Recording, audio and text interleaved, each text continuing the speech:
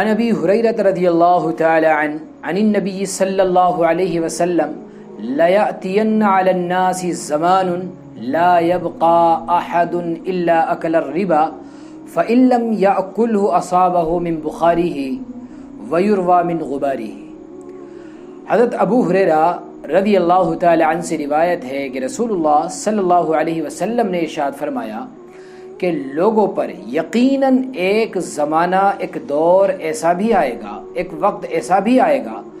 جب کہ کوئی شخص بھی سود سے محفوظ نہ رہے گا۔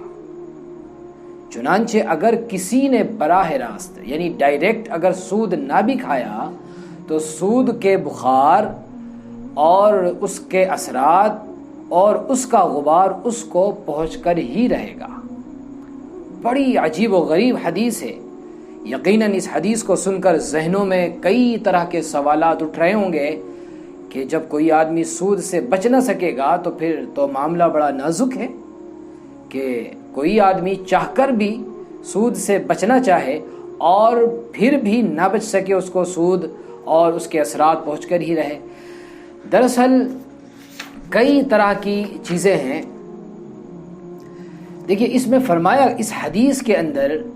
فرمایا گیا کہ سود عام ہو جائے گا، یعنی سود کا چلن اتنا عام ہو جائے گا کہ معاملات میں، بزنس میں، تجارت میں اور لین دین میں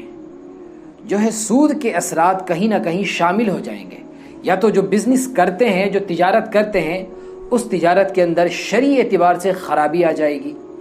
اور تجارتوں میں فساد آ جائے گا، بزنس کے اندر بگاڑ اور فساد آ جائے گا، جھوٹ پر معاملات ہوں گے، سودی لین دین پر معاملات ہوں گے۔ آپ دیکھ رہے ہیں خوب عام چلن ہے اس کا۔ اور اگر کوئی ڈائریکٹ سود نہ کھا رہا ہے تو انڈائریکٹلی چلے گا۔ بلکہ اس حدیث کی تشریح میں حضرت مولانا خلیل احمد صاحب محدث سہارنپوری رحمۃ اللہ علیہ لکھتے ہیں کہ اس حدیث کے اندر اشارہ ہے کہ سود لوگوں میں اس طرح عام ہوگا کہ ہر ایک اس کو کھائے گا،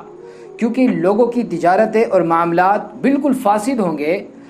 اور پھر آگے چل کر انہوں نے فرمایا کہ یہ اس زمانے میں ہو رہا ہے اس لیے کہ یہاں پر یعنی ہندوستان کے اندر خاص طور سے اسپیشلی ہر طرح کے جو بزنس ہیں اور تجارتیں ہیں وہ کفار کے ہاتھ میں ہیں، غیروں کے ہاتھ میں ہیں،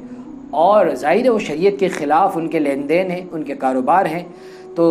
یہ سود میں کہیں نہ کہیں داخل ہوں گے اور سود کے اثرات اور ربا کے اثرات اس کے اندر آ جائیں گے، اور یہ بھی سب سود کے حکم میں ہے۔ اور اس حدیث کے اندر کچھ اور اشارے دیے گئے ہیں کہ سود کے اثرات اور بخارات تو اس کو پہنچیں گے۔ وہ اس طرح ہوگا کہ وہ آدمی خود تو سود نہیں کھائے گا، لیکن کہیں نہ کہیں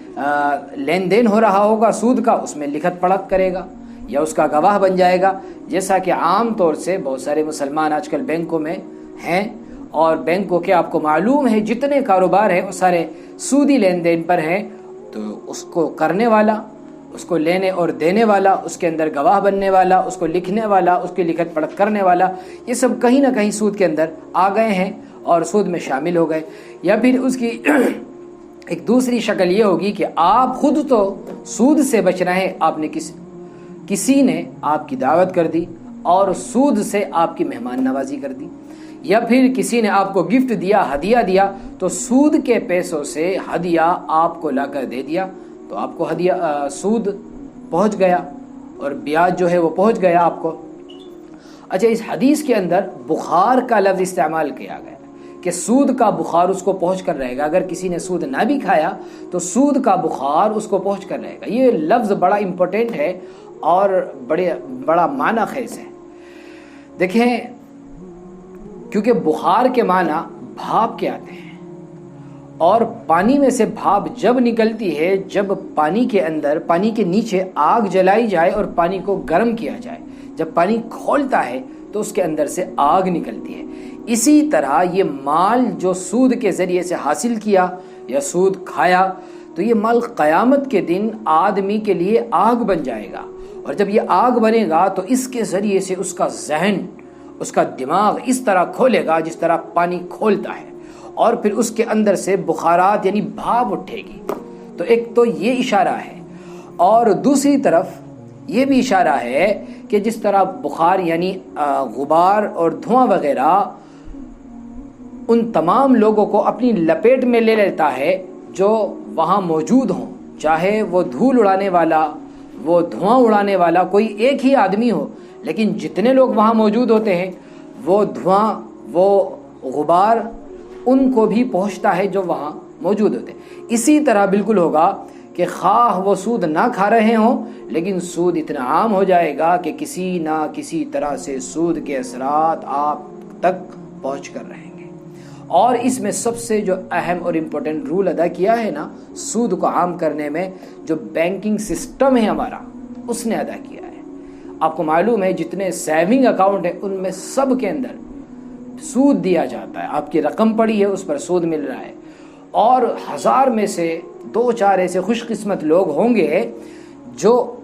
اس پیسے کو الگ کر کے نکال دیتے ہوں گے، نہیں تو پتہ نہیں چلتا کہ وہ سود کا پیسہ آپ کے پیسوں میں شامل ہو گیا اور وہ آپ کے گھر میں آ رہا ہے. اس لیے اللہ کے واسطے جتنا ہو سکتا ہے سود سے بچیں اور اس سے دور رہیں، اور کہیں ایسا شک اور شبہ بھی ہو کہ کہیں ہم تک سود کا پیسہ تو نہیں پہنچ گیا، اس کو ختم کریں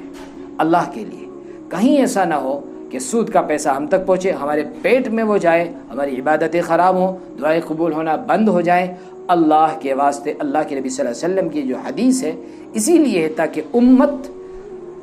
سود سے اور بیاج سے بچ سکے. بڑی ضرورت ہے امت کو سود اور بیاج کے پیسوں سے بچانے کی. امت کے اندر یہ گناہ، یہ وبال بڑی تیزی سے پھیل رہا ہے، لہذا اس پر ہمیں بریک لگانے ہوں گے اور ہم سب کو مل کر کوششیں کرنی ہوگی. اگر ہم نے کوشش نہ کی تو یقین مانے یہ سود اور اس سود کے گناہ کی جو آگ ہے وہ جو جل رہی ہے ہمارے چاروں طرف، ایک دن ہم بھی اس کی چپیٹ میں آئیں گے اور وہ ہمیں بھی جلا کر اور ہمارے ایمان کو بھی ایک دن خراب کر کے رکھ دیں گی.